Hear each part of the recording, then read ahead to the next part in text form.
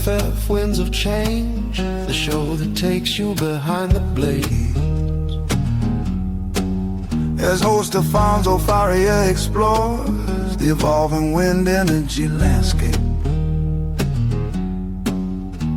With decades of experience in management supervision and quality assurance, he leads insightful discussions on the changes shaping our industry. We invite you to listen, learn, and join the conversation. So here we are once again at the AFF Winds of Change podcast. I hope you've been following us because we keep doing this on a regular basis and bringing new topics to the table. Today we're going to talk about blades, the people behind blades, talent in wind energy, what needs to be done, what has been done already, and talking with the specialist behind that, Dave Reece. We're going to talk with him a little bit about this topic.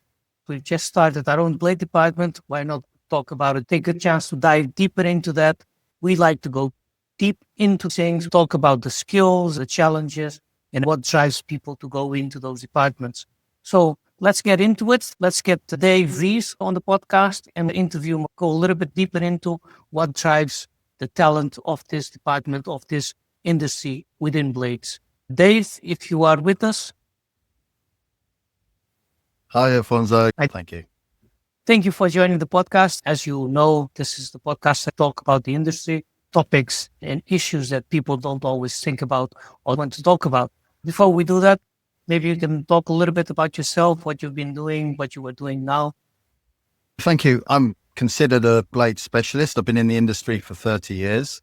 I've also been in composites for 40 years, working for a major manufacturer. I've also had my own independent service provider specializing in blade repairs, service and maintenance. I'm also stepping into the recruitment side of trying to find the best people for the best projects.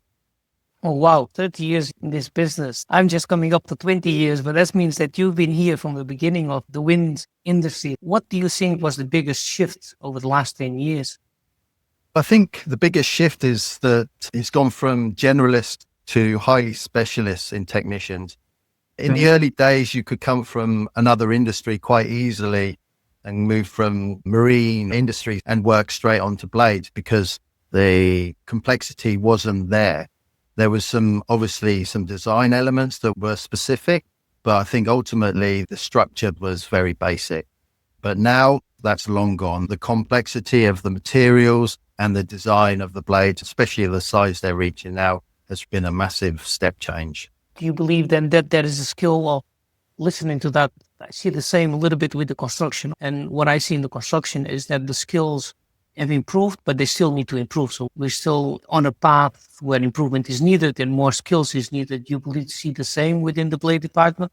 And there is training, specific training needed? The blades are a lot more complex now with the different types of materials being used, from the biax to the multi-layer composites, core materials in different positions, and also carbon fiber. That's an area where you need to have a skill and a knowledge to be able to repair.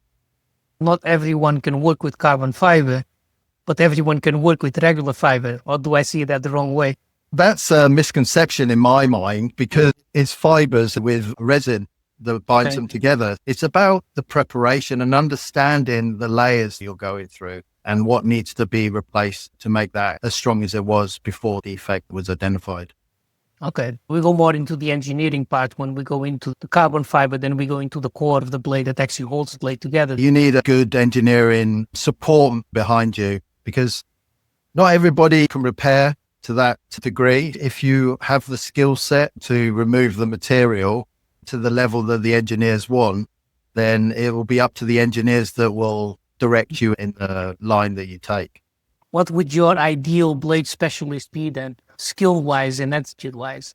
To be doing composites in the carbon side, I think you need the background, maybe at least been in the factory to build blades. I think that is key. Or you've been through a very detailed training program with some years of experience where you've had hands-on, eyeball, on the surface experience where you've taken multi-layers down and fettled them out into a repair area that is clean, tidy, accurate.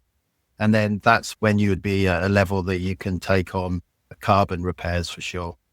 That's quite challenging on a project. Imagine being in a factory where you've got an environment controlled by temperature, humidity, no wind, and then you're put into the field where if it's not on the ground, you're in the air. You've got the blade flexing, wind, temperatures changes day and night, let alone when you've got the moisture content raising up and down all through the process. It's a challenging process from the start, but when you put it out in the field, it's another story altogether. Yeah. I would almost dare to say that it's almost impossible, although from experience, we have built tents, created the environment around the blade, but that is on a blade on the ground. Once you talk about the blade that is up tower, offshore, for example, would you say that this would be possible to create the environment around that area that needs to be repaired? Yeah, absolutely. I've worked on platforms myself in the field. I helped develop platforms back in the 2000s when they weren't really a thing. We were taking them from the window cleaning industry and saying, wonder if we can use this on a blade and reduce costs on these repairs. There's definitely companies out there that have taken that to the next level. We've seen a number of platforms that have got a full enclosed habitat that work on blades day and night to get these units back in operation. So you've dealt with that. You've actually experienced it. You've actually gone out there and tried to do something and tried to improve the area and make it happen. Can you share a little bit more about your career moment and maybe a project that you've said to yourself, wow, I've made a difference there. I've done something.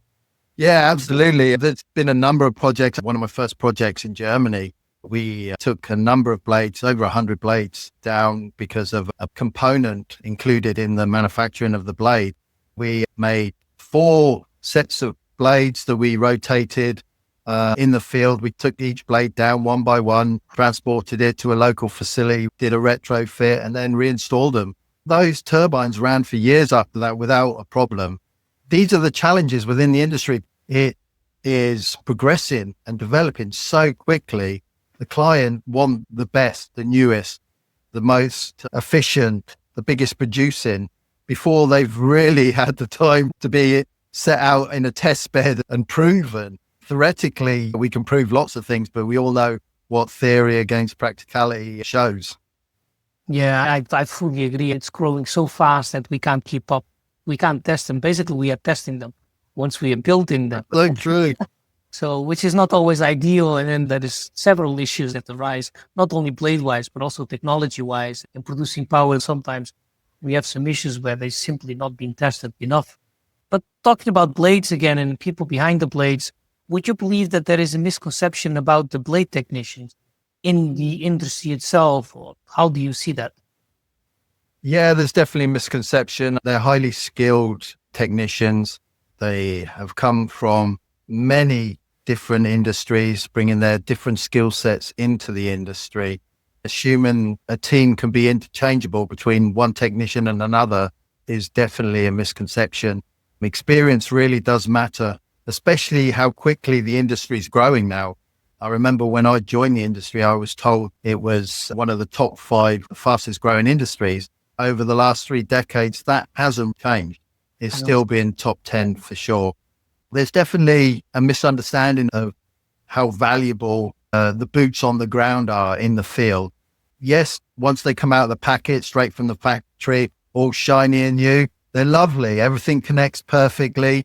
But over time, these little parts of the turbine that haven't quite met the quality that was expected start to fail.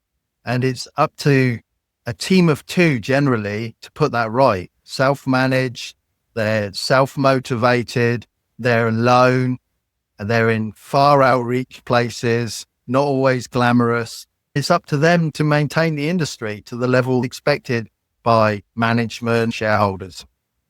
I fully agree. And I've been in the field also with the construction. I've seen and dealt with several challenges. It's just a challenge that we need to overcome. I have had blade repair technicians on ropes in northern Finland in the winter, taking the hit from the wind, from the cold, but it needs to be done. It needs to be repaired. No one else can do it. But then on the other hand, in the industry, there is this vague, how can I explain it? It's not an idea, but it's this vague rumors that the blade rope access technicians are the ones that hang around because there is curing time as well, right? So every time they do a repair, every time they do a layer, they need to wait some time. Exactly. You can just shortly explain how that works, that process? Yeah, it's a difficult position to be in, especially rope access. They're deemed as not skilled, not very motivated. They try and do as little as possible, but that is so far from the case. Work with many individuals, and 99% of the techs are highly driven, highly skilled, and want to complete the job to the best of their ability. When you're sat in a van on site and it's raining or the humidity's high, it's frustrating for every technician. They don't want to be sat in a van scrolling through TikTok. They want to be on the ropes, getting sticky, putting these blades right. They generate electricity. There's nothing more satisfying for a technician than locking that turbine door, getting in the van, driving away and watching it rotate. That's their ultimate goal. But we've got so many variables when you're repairing a blade. You just mentioned it, the weather. That's the biggest variable of all. And we know how unpredictable that can be. On top of that, you've got the materials we're using. Materials in the factory, all well and good for building a blade in a controlled environment, but they're not always suitable for working in the field. I've recently been working on projects where the client specifies repair materials for the blade that's sat in the field, trying to match their criteria to get the elements correct to apply it. It's almost impossible. When you're on site trying to get this blade repaired and up and spinning, the client is saying, what's going on? Because you've made no progress in 5 days. Do you explain to them that these are the barriers you've put in place? There are many materials out there that have been designed for the field, but it's up to the client to understand the difference between field and factory. I fully agree. Like I said, I've seen that myself. And then we're talking about the blade repair, which takes time because of all the layers. Every now and then we have shell repairs, which are not so, well, they still have layers as well, but they have all the funny angles. Good luck doing that. Sometimes we also struggle. Getting out a ruler. No, it's amazing how they can do that without molds. They just do it by themselves. It takes time. Everything takes time. I have the feeling that the industry is growing so fast that we don't have time anymore. We are running out of time. It comes brand new from the factory, shining. No one actually thinks about what's involved with repairs, with quality. No one thinks about that. It costs time that we don't have. Yeah, absolutely. You've got to remember that this is an industrial unit. It's not a polished sports car, and everything has to be functional that will give as little maintenance as possible to maintain the highest deliverable resource, which is electricity. If they're running, then that's good. But if you can design a wind turbine that has minimal maintenance, then the profit margins are going to be so much greater. I know the turbines from the early 70s, 80s, some are still running, believe it or not. There's sites where there's been test turbines set up and they just go on forever because they were built bulletproof. There was a cost element that is more of a factor now than it was back then. Everything has to be so lean. You're actually right on the limits of all the materials, all the workings, and that's why they fail more often. Yeah, that's the same that I've been seeing over the years. And I'm sure we'll keep on seeing it over the next years. As we're still booming, we are committed to supervision, management, leadership. One of the things that I like to bring into the company's culture is teamwork. And who better to show that than a team of rope access technicians? They're out there together. They only have themselves. They need to trust each other with the ropes. A team that is well working together is what brings success. You've mentioned that changing teams is often not good. Would you say what makes that perfect team? People that get along with each other, get used to each other, or tolerate each other? There's a bit of everything, to be honest. We spend more time at work than with our families. Getting on is hugely important, firstly. Secondly, is having the same morals and workmanships and standards. You may not have them when you start with a company, but you can always teach that. You can always bring somebody up to a level and instruct them of how you want your business to run. Getting the right personality is key. If everybody's got a basic skill level, training can be applied. Training is always key. But harmony within the industry, within the team is always key to making something work well. Yeah, I fully agree. We see that with my own teams where you have a good team and then you replace them or you swap them over and all of a sudden no one works.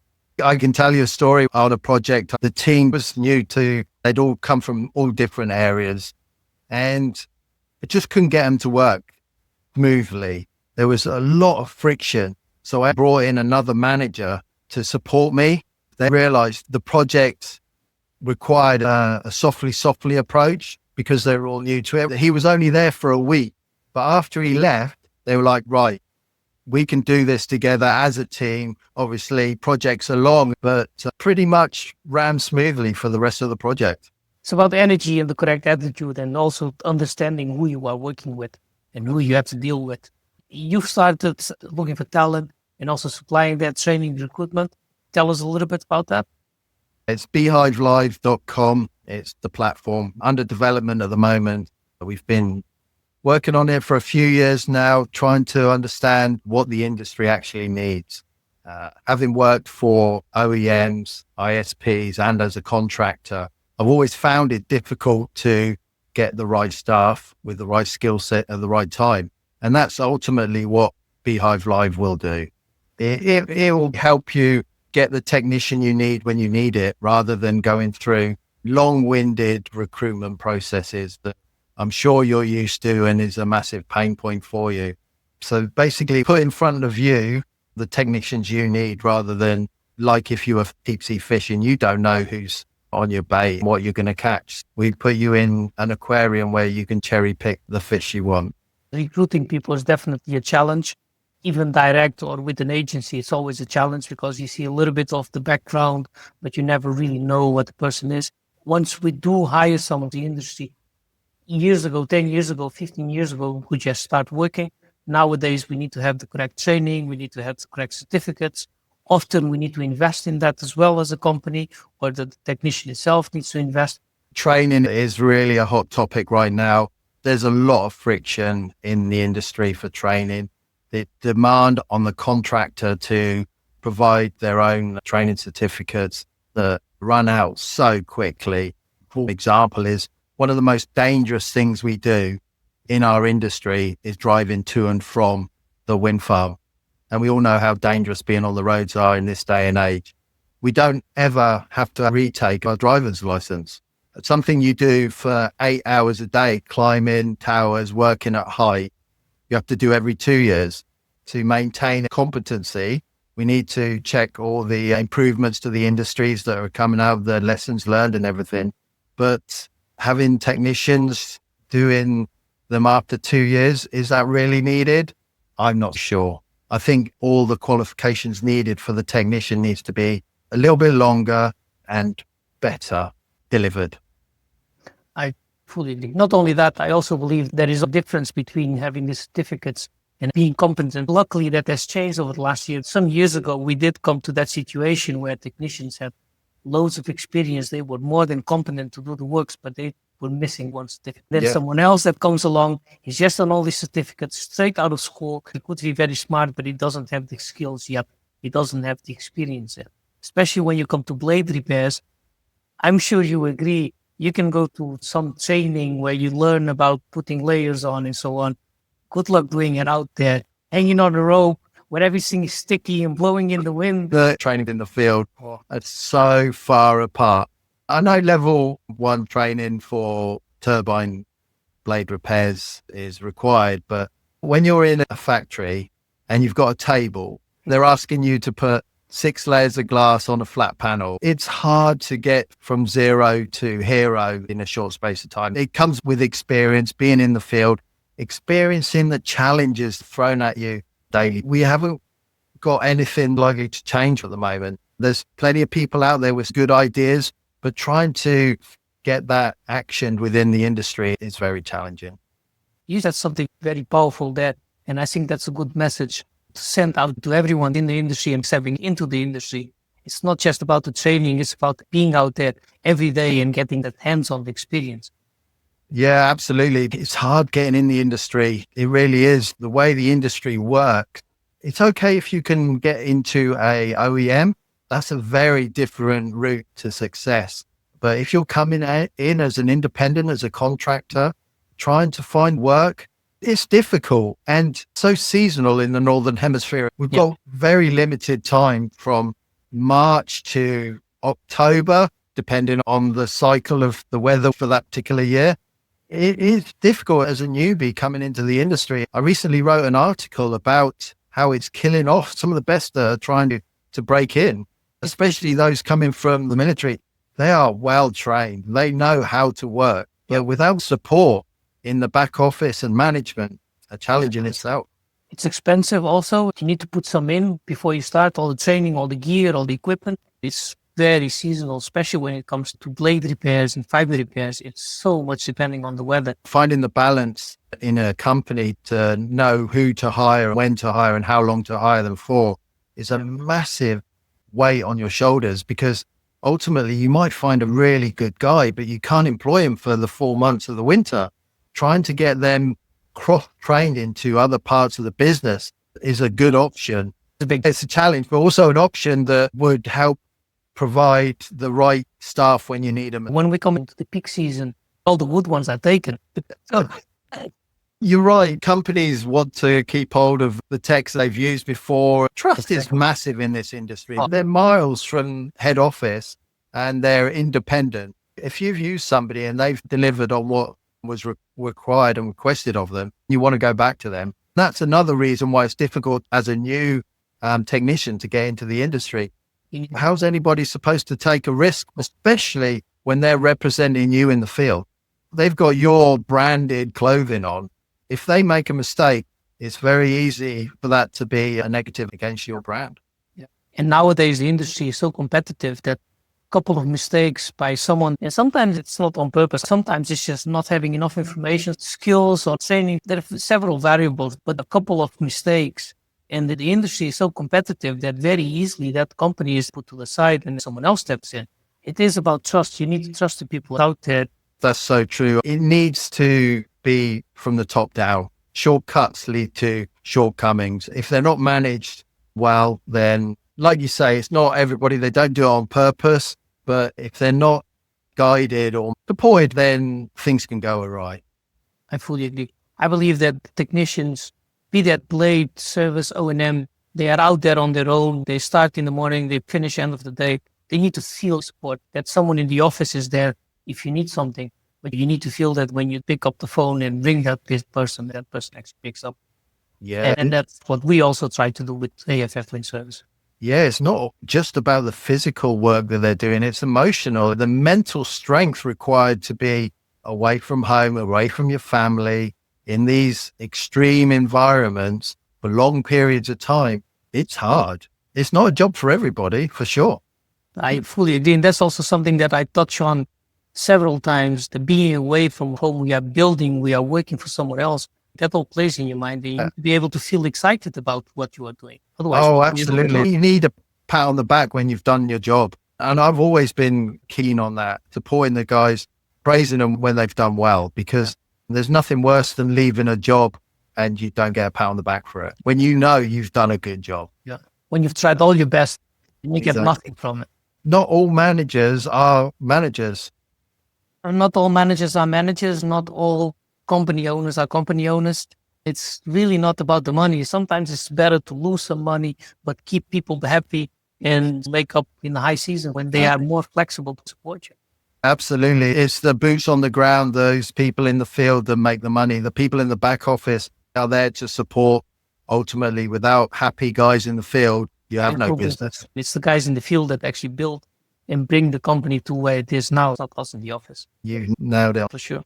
What excites you about the future that is coming up? The sector's still very young, but it's come so far.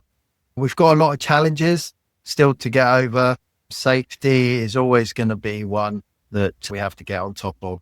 Safety is down to the individual. We climb every day and hook on. That's the first thing you do as soon as you get in the turbine. It's for that one time that you do slip. I must confess, I have never had an incident that required me to be hooked on, but I hook on every time.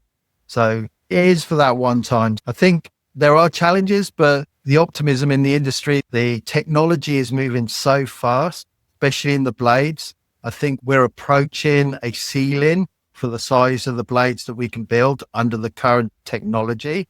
Some clever person out there is going to develop something very different that is going to take building of blades in a new direction. There are some turbines out there, the dual foundation turbines are very futuristic and working well. There's going to be something that's going to really shake the industry up. And craneless installation as well. We need to get the price per kilowatt down. All the incentives are going. So we need to be building these turbines at a lower cost. And there's some very clever people out there building craneless installations. The future's bright. We keep the power on, we keep the lights on. And there's a lot of clever people building decent companies doing that. So I don't think it's very dark. The darkness is coming from the political side of it, which I just won't get into. No, I agree. I couldn't have said it better. Thank you very much for that. I fully agree with what you said. And I do think that the future is going to be a lot more high tech. And that is the industry, it's in need of change, in need of evolution, even more evolution. Yeah. All right, Dave, thank you very much for this talk. I will most certainly catch up with you on a separate call. Thank you very much for that. Afonso, it's been a pleasure. I really enjoyed it. Thank you very much for your time. Thank you. Take care. Have a good day. Thank you. Right, guys, there you are. Another insight from professionals, from experience, from people that are in the industry. As you could have heard, 30 years already in the industry. That is some journey. That is really some journey in things, not only technical knowledge, but also in-depth knowledge about what this industry needs, what this industry is changing into, and what you as a newcomer needs to realize. I've said it before, and I will say it more times. It's not about discouraging new people to coming into the industry. It's actually the opposite. I encourage everyone to step into this beautiful industry, but you need to understand there are some challenges. You need to understand that technology is developing, that technology is growing, and there is a need to grow along with it. There is a need to take the needed certification, the needed training, but it doesn't stand alone with training. It goes into the field, building that experience, adapting to the needs. It's almost an everyday need for adapting to it, because there is not one single two repairs that will be the same. It's always different. There's always different circumstances, different ways of doing it, slightly different repair that needs to be done. So it's about growing, taking on challenges, and willing to do that. Very important also, we are away from home. There is that mental stress that we need to be able to deal with. Some people develop that naturally. Some people get used to it, but you need to tolerate the fact that you are away from home, that you need to adapt to other people that you are working to, and you need to rely on the other people you are working with. As a team, you can depend on yourself and your team member. Body checks, especially the people working on ropes. When you put on your harness, when you secure your ropes, make sure you do a body check. Make sure that you stand for your own safety, but also for the safety of your co-worker. That is the most important lesson today. We will keep on interviewing people that have something to bring to the table, and we are looking forward to speak with you. Anyone that wants to talk about the industry, talk about their experiences, feel free to reach out and contact me.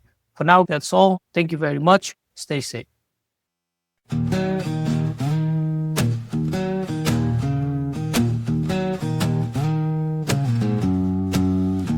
Thanks for joining us on AFF Winds of Change.